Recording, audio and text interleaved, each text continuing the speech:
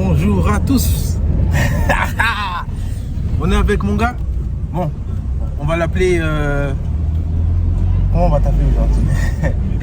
On va l'appeler Chris. Je vais épargner ton prénom. Bon, j'espère que vous allez bien. Nous voilà dans une nouvelle vidéo. En direct de Brazzaville, au Congo. Donc, moi je voulais m'intéresser là aujourd'hui un peu au business des taxis. Parce que je pense qu'au Congo, c'est un business qui fonctionne bien. Qu'est-ce que t'en penses, Chris? Oui. Ouais.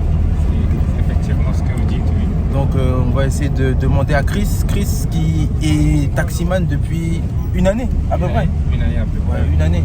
Comme ça, il va nous dire ce qu'il en pense, quelles sont les choses auxquelles on doit faire attention, les informations qu'on doit connaître avant de se lancer, le type de véhicule, etc. Parce que je pense qu'il est bien renseigné sur le sujet. Donc, ça fait combien de temps que tu fais le métier de taxi à peu près? Disons une année. Une année, hein? Une année, oui. Ça va, ça se passe bien? Ça va. Et sans indiscrétion, combien de fois tu as changé de véhicule ou de propriétaire? Combien de fois j'ai changé de propriétaire? Disons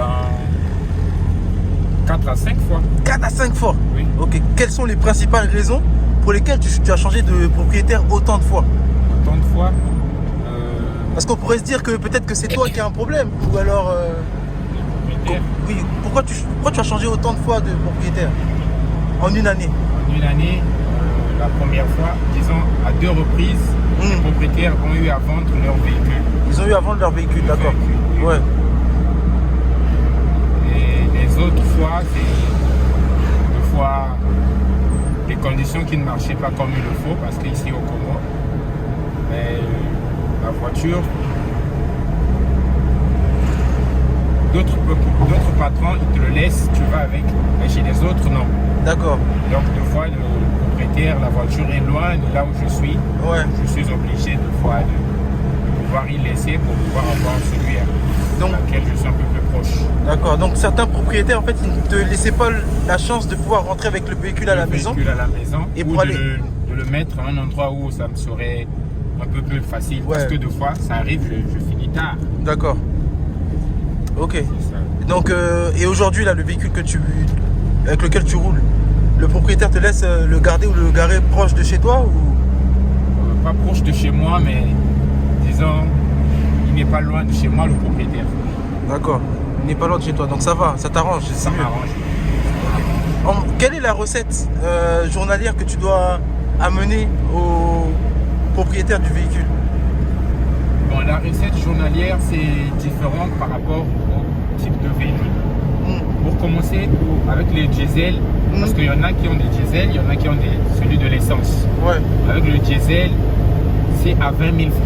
20 000 Une voiture francs. climatisée est censée ramener 20 000 francs. Donc une voiture diesel climatisée, c'est 20 000 francs minimum. 20 000 francs minimum. Pour quelle raison? Parce que ça consomme moins, c'est ça? Parce que ça consomme moins, oui. D'accord.